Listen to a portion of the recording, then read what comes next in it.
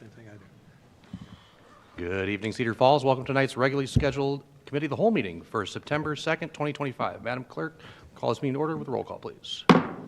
Schultz, Here. Latta, Here. Cruz, Here. Hawbaker, Here.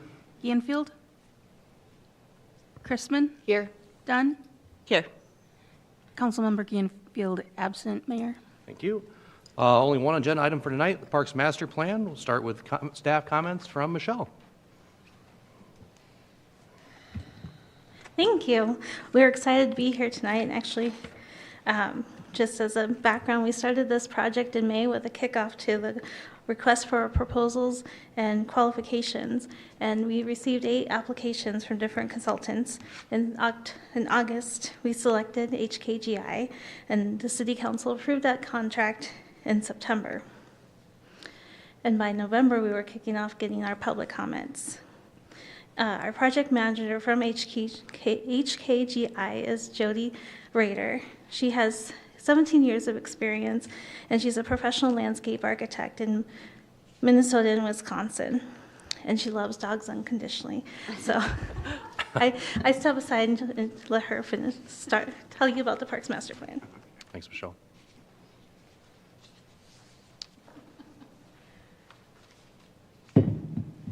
Thank you. That was a very nice introduction. And thank you all for allowing us to present this project. As Michelle mentioned, over the last year, we've been working together with staff and our steering committee and many members of your community to develop this draft master plan for your park system. So I'm going to walk through our process and then give a high-level overview of the draft plan. I think you all were given a chance to take a look at the full draft plan over the last week or so, so hopefully you're somewhat familiar with what's in the draft, and then we'll take questions afterwards.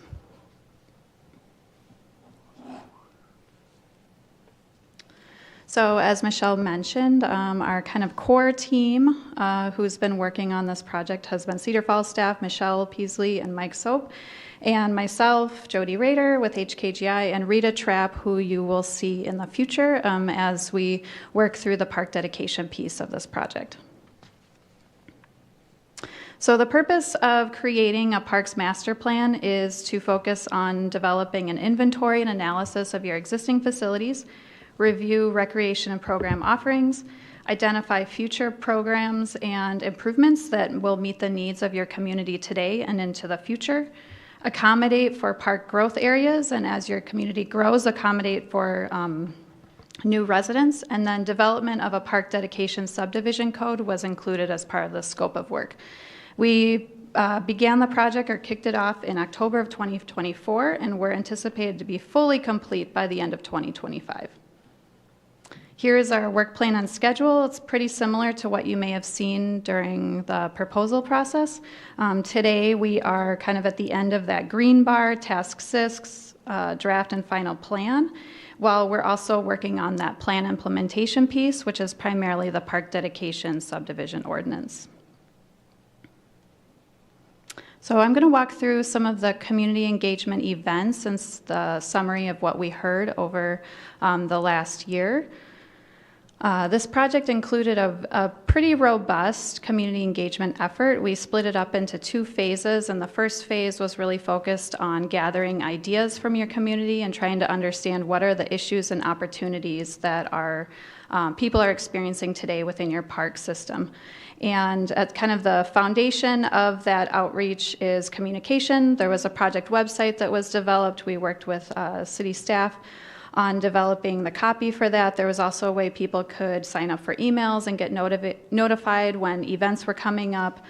There was also a pretty good amount of social media that was pushed out to folks to let them know when events or survey opportunities were coming up. We also had business cards, print media, flyers were posted around the city, and a few other kind of media-related items. There was a podcast episode that Michelle was part of, and also radio advertisements as well throughout the duration of the project. During that phase 1 for the project, we administered a community survey that was open through January of 2025. I think we opened it November of 2024, closed in January 2025. We also had a social pinpoint site that was available. This was an interactive mapping tool where people could drag pins onto a map and tell us things that they like or things that they don't like about your park system, kind of directly on a map, and then other people could see what they were saying. We also held a series of focus group meetings where we gathered folks from the community who represented, say, coaches or folks who are involved with youth sports. We also had a meeting on playgrounds and inclusive play, trails and natural areas, and we also had a fourth meeting on bike and action sports and also integrated trail discussion with that too.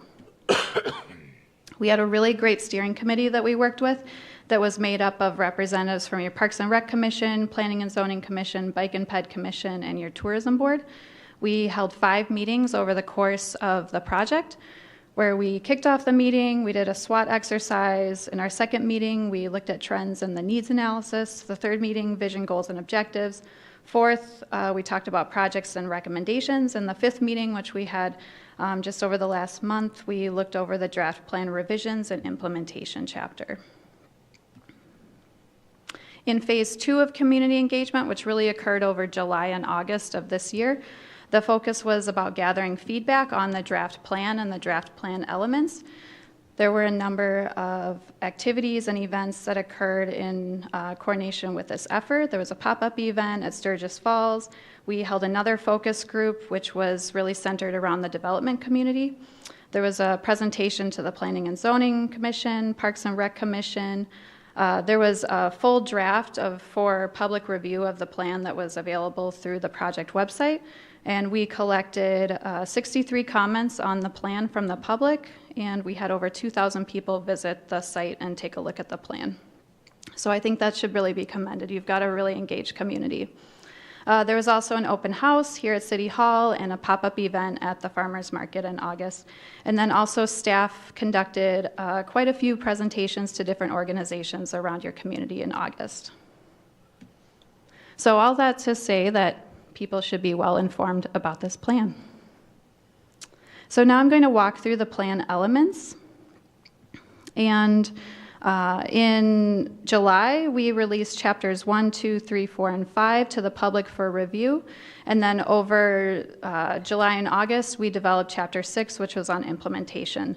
And so if you've looked at the final draft plan, you should have seen all 6 chapters altogether. And then we will be continuing to work on the park dedication and subdivision ordinance over October and November of this year. So I'm going to walk through kind of the highlights of each chapter. In chapter 1, which is the introduction chapter, right away we want to enforce the reasons why it's really important to plan for your park system today. Health and wellness, rising property values, natural value and environmental benefits, and cultural and social amenities. These are all kind of aspects that are tied to your park system that go beyond just playgrounds and swings. And you know, a healthy park system really points to a healthy community.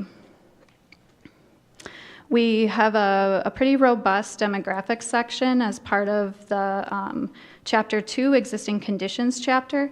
And here we're looking at how historically your community has grown and how it's projected to grow into the future. We looked at how many people are walking and biking on a regular basis, how many people are walking or working from home, the number of people who are experiencing disabilities, and all of this information helps us to build a case and understand how the park system can better serve your community. We also did a pretty robust review of other planning documents that you have approved or that have been developed over the last 10, 20 years. And this is just a list of some of those. So we really tried to make sure that we were supporting previous planning efforts and not duplicating or conflicting with things that you've already decided upon.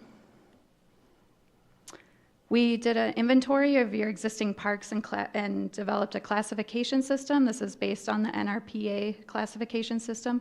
You basically have 4 kinds of parks within your system. Community parks, which are those larger parks like Washington Park or Prairie Lakes. Neighborhood parks, these are the smaller parks that are kind of embedded within your neighborhoods and the ones that folks should expect to be able to walk to. Mini parks are some of those smaller plaza spaces, and then specialty parks tend to serve like a special use, so like your skate park, or I think you've got some other plaza spaces too that we put under specialty parks. But overall, you've got a pretty robust system. We also looked at all of your floodplain buyout properties, your existing trail network, and a number of other kind of existing condition mapping analysis tools in order to really kind of understand the lay of the land here. We also did a review of your last CIP in order to understand where you're budgeting or where you're planning to budget for different aspects of your park system. So we looked at where you were planning for parks improvements, trails, the falls, the rec center, big woods, et cetera. And then we also looked at your unmet needs that were also listed as part of that. Chapter 3 is about looking at your needs assessment. So it's kind of taking the next step from existing conditions and trying to understand where are those gaps in the system and what are the needs that you have. Some of the needs that we identified were a need for neighborhood park and trail development to keep pace with your residential development in the growing areas of your city. Need for athletic facilities to keep pace with sustained demand for ball fields and multi-use fields. There's an opportunity to leverage recent investments in your downtown to support some of those larger events or tournaments that might come to town. A need for a transparent process or mechanism for businesses and special interest groups to donate funds for parks, while also maintaining a balance in investments throughout your system. So I think that's something to note in Cedar Falls. You have a really, like I said, engaged community, and you also have a lot of folks who are willing to really step up to the plate and see some of these projects happen. And we've seen a lot of evidence through the projects that have already been implemented over the last few years. And so we want to make sure that we're capturing that and continuing to support that effort. We saw a great need for playground replacement and new types of play at nearly all of your neighborhood park locations because you've got a pretty dated playground system today. Need for regular low-cost trail maintenance applied throughout your system to extend the life of pavement for your trail network and kind of prolong some of the long-term replacement costs. A need for alternative maintenance approaches for city-owned property that support resilient landscapes and are friendly for neighborhoods. Need for updated signage, accessible entrances, and wayfinding at many existing parks and trail network. And we also looked at trends in parks and recreation in the region and also throughout the state and throughout the country.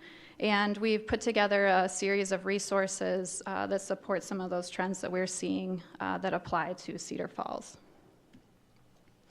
We did a pretty thorough peer community analysis where we looked at how Cedar Falls compares to 6 other cities that are of similar size or similar makeup. And what we were seeing is that even though the peer communities are a little bit larger in population in general that we had selected, Cedar Falls is really kind of above average in most categories for number of parks per 10,000 people, park acreage per 10,000 people, your number of community parks, your number of tot lots and mini parks and special use parks. So you're really, generally, I think, above average when compared to these peer communities. And then we also did a comparison survey with NRPA, which is the National Rec and Park Association. Found similar results. We did see a need for potential inclusive playground. That's a area where per population you were below the national average. And also when we're looking at rectangular fields, which is another way that they describe multi-use or grass fields, you're also a little bit below, and then also population per dog park. We looked at a level of service analysis, and this takes a look at the places in your city where there's residential development today and overlays a half-mile walk radius around your neighborhood parks to kind of see where those gaps are, where you might have a need for future neighborhood parks. And these are some of the results from the survey that was administered. We asked folks how often they visit Cedar Falls parks, where their favorite activities are, how they typically get to parks. We had really good response rate for the survey, 1,300 responses. And what we found is that people are really using and loving your parks today. More people are walking and biking to your parks than in a lot of other cities that we're seeing, and really taking advantage of your trail network. The parks where people are visiting the most are the ones that we would expect. These are mostly your larger community parks as kind of your more popular destinations. And overall, people are pretty satisfied with your park system. And then I think of note, this question 16, which types of surface trails do you prefer? Overwhelmingly, people would like to see continued development of paved trails, concrete or asphalt surface, separated from vehicle traffic versus on-street bikeways and bike lanes. And then soft surface and natural surface trails are also quite popular in the city. And then we also tracked and summarized the feedback that we collected from the social pinpoint site. We had 822 people visit the site over the last year, and they provided 217 comments. I will not go over all of them today. We developed a vision for the parks in Cedar Falls, and so basically after we collected all of the community feedback in phase 1, we tried to see where are the common themes, where are the, what are the sort of key words that we're hearing a lot about, and what is this kind of vision that can be the glue that holds this all together. And so this is what we came up with. Looking into the future, Cedar Falls will continue to support and build a park system that is well maintained, collaborative, adaptive, attractive, diverse, accessible, supportive, sustainably funded, and resilient. We also developed a number of goals for each of the categories that we identified, and then with each of these goals there are 3 to 8 or 9 objectives that get a little bit more in detail of how those goals can be accomplished. With neighborhood parks and play areas, we're really focusing on providing parks within a half-mile walking distance from where people are living, ensuring that those parks are accessible and promote active living, and also really placing importance on replacing playground equipment when it's needed.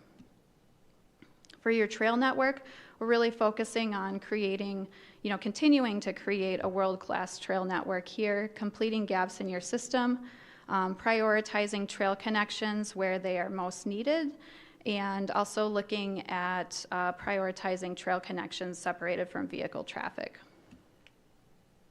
In recreation programming, we are focused on providing programming to support healthy living, active lifestyles, also continue to support programming that incorporates music, the arts, a lot of those collaborative efforts between different facilities within your system today, and continue to provide really high quality facilities that support recreational programming.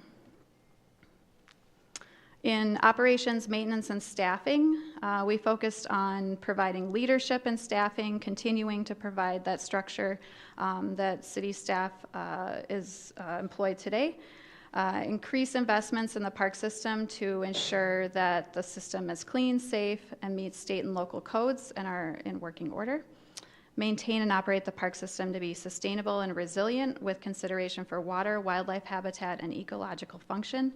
And also continue to prioritize maintenance of equipment and facilities that extend the life of those investments.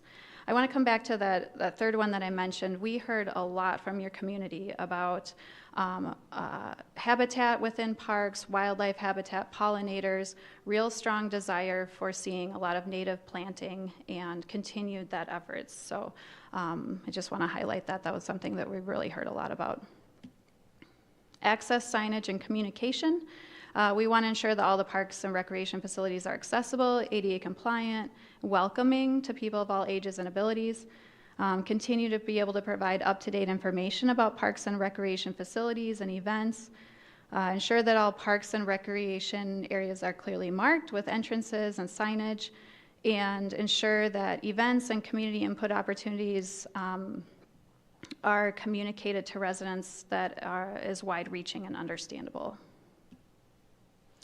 And then finally, we've got a category of goals under partnerships, funding, and stewardship. And we want to continue to build relationships with organizations and agencies throughout Cedar Falls and the region to accomplish the goals that we set forth in the plan.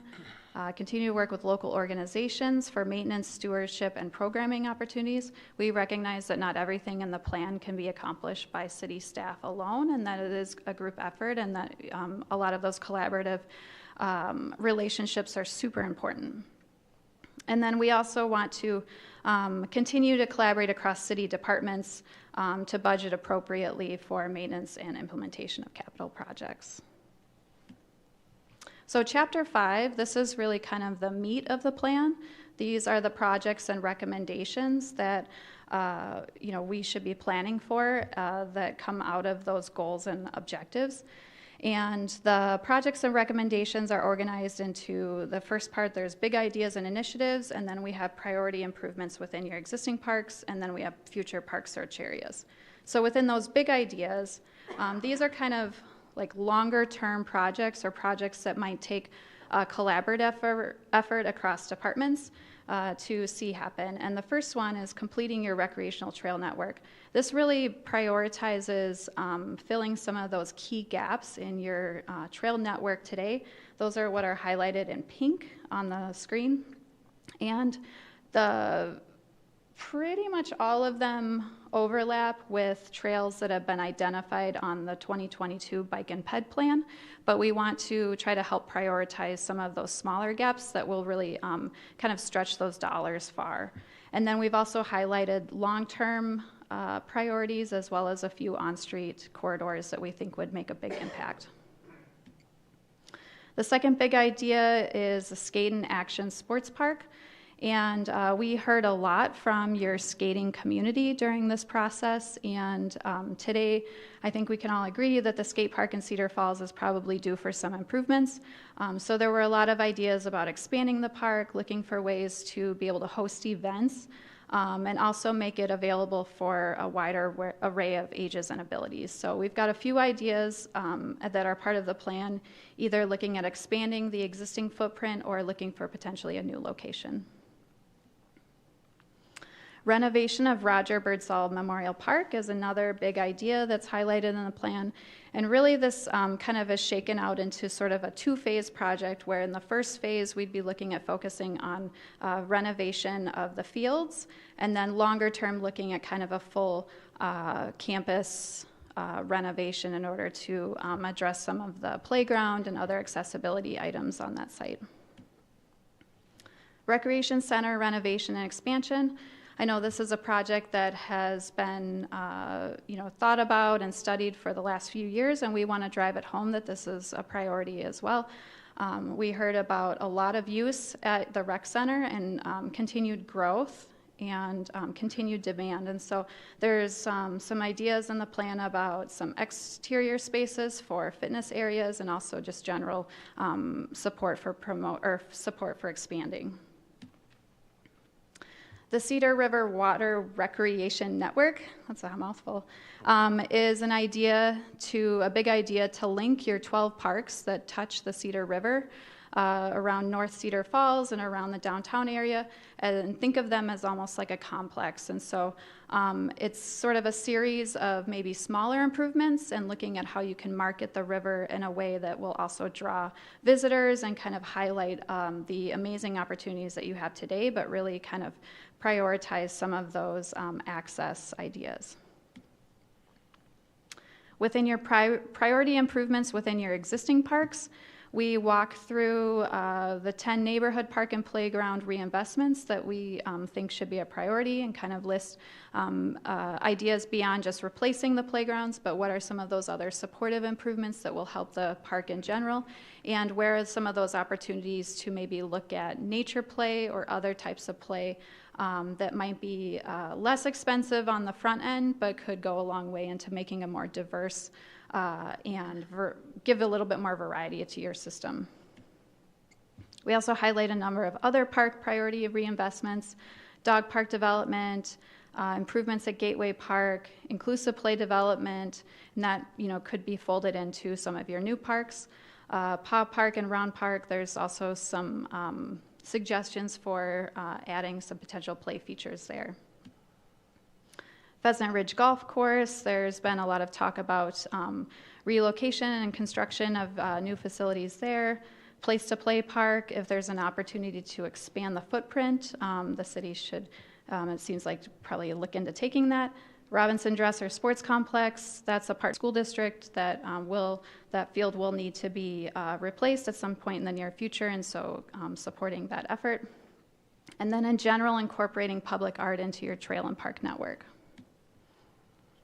And then with the future park search areas, we kind of return back to that level of service map, and we've identified 7 areas within your city where either today or potentially in the future, if residential development continues to happen, that you would be in need of more neighborhood parks in order to serve those residents. And so we've developed a set of recommendations for potential park types or potential facilities within those parks in the future for each of those areas.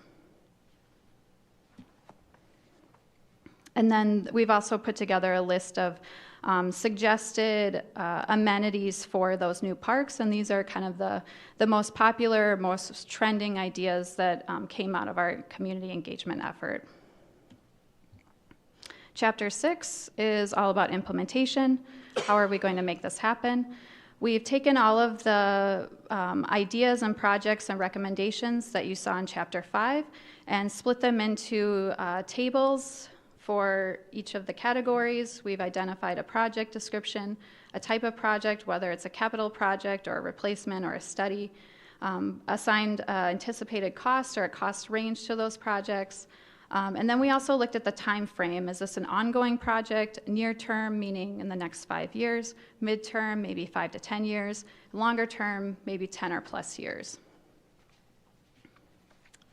And so we did that with all of the different projects that were described. With your neighborhood parks replacements, we do have, as part of the narrative, kind of the option of looking at replacing maybe one park every year versus combining parks or clustering them into projects together to potentially see some savings.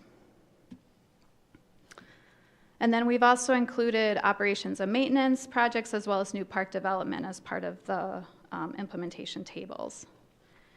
As part of the Chapter 6, we also have guidance for how the staff can pursue a more community-based approach to future projects, whether they're improvements or new park design, and so some suggested activities to do in partnership with those efforts. And then we also have a summary of where we're at with the park dedication piece and kind of an overview of some of those preferred site characteristics for future parks and a map depicting the future park districts that are really tied more to that ordinance language. For evaluation, monitoring, and record keeping, we're recommending that every year there is a review or update of the list of completed projects, and that sort of makes this more of a living document. And also keeping up to date with your park asset management tool and GIS data. Every 2 years, we're recommending a community park and recreation survey and a high-level review from staff to kind of make sure that the goals and objectives are still being met, or maybe weave in some language that might be necessary. And then every 5 years, we're recommending a more comprehensive review of the plan to identify potential projects that can kind of be added or checked off the list. And then we also have information about various funding sources that can be applied to implement the plan. So with that, I will open it up for questions. Thank you very much. Thank you very much for the in-depth presentation. While we have her up here, questions from council? Thank you for your work over this past year, Michelle, Mike, and Rita, and Jody. At the beginning of the meeting, I guess, before we started, I told Mike, I said, I don't know if you gave yourself enough time. There's just so much here. And some of it was enlightening. I was I formulated a few questions, but one of them was on the decommissioning of, I think it was 2 or 3 parks. What was the criteria that you used for that? For example, I think Birdie, is it Policeman's Memorial Park or Policeman Park? Policeman's Park on Lincoln Street? Yeah. Yep, and then also Central Park. So I should clarify, the recommendation is to decommission the playground, not the park. And so that's sort of part of that discussion of how we replace playgrounds that are in your system and prioritize them. And those 2 playgrounds, which are both in floodplains and are potentially getting less use than some of our other parks, we would recommend maybe replacing with either a different kind of play or a different type of facility. So not decommissioning the entire park, but just looking at an alternative to investing in playground equipment, maybe invest in a different type of play at that area. Outdoor pickleball courts, something like that? Well, outdoor pickleball courts might be a little bit of a challenge. That was more for Mike's benefit. Oh, okay, sorry. Okay, all right, well, yeah, I do see, I get out to that way quite a bit. I do see people using the equipment, particularly at Policeman's. Central Park, I haven't been as much involved with. That actually was the location of the Cedar Falls Teen Center years ago, and so it got a lot more use at that time. So, well, thank you. The other question, if I can, on scope of pools, splash pads, amenities like that, what were your thoughts? Yeah, so when we released the draft plan for public review, we didn't have very much included about splash pads or water play. And part of that might have been because when we did the community survey at the beginning of the project, this was over the winter months, and people are generally not thinking as much about splash pads when there's snow on the ground. And then when we came back to the public to gather feedback on the draft plan, we got a lot more comments about splash pads. And so we did integrate the possibility of water features as part of future neighborhood parks. I think we put it on our list of potential features for future neighborhood parks. No, we did not. But we did list it as a potential within the neighborhood park preferences as within the goals and objectives. So we did try to weave that in and make sure that we acknowledge that that's something that people would like to see without being super specific, because we know that it's a bigger question of where.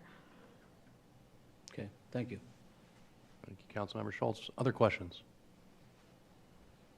Could you talk a little bit about like themed parks? Is that something that people still do, or is that just completely out of trend?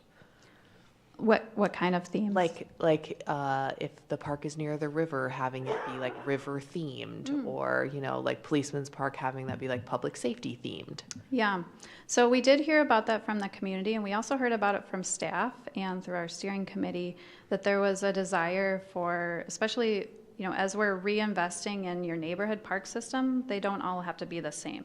So today, most of your neighborhood parks have a shelter, they have a pretty standard play set. Some of them have restrooms, and then maybe a walking path or so. And there is a lot of desire to kind of maybe make those parks a little bit more unique in the future, and whether they're themed or how they're themed, I think is something that should be part of that community engagement effort. And so, maybe at the end of the day, all of your neighborhood parks still have kind of the same bones, but they don't have to all look exactly the same. So yes, we did hear about that. Great, thank you. Other questions from council? Thank you very much. I'll bring it back just for us for discussion. Just for awareness, we are anticipating this being on our next council meeting. No action being taken on this item tonight, looking for potential for adoption on this in our next meeting. So no additional action on this item tonight. I will just call out my other closing thought on this. I really do like that we've identified that we're going to look at this on a yearly, I believe is what your recommendation was, basis. I think that's great with any of these type of plans. We need to continue to make sure that this is something we're adopting and then using as a guiding document for us, holds us accountable. And with the great feedback we had from the citizens on this, I think that's an excellent expectation, so I appreciate you calling that out. Any other discussion or comments from council on this item tonight? Mr. Pro Tem, Please. I just wanted to share that you had mentioned that there was a really involved group of skateboarders, and those folks have gotten together and formed their own group.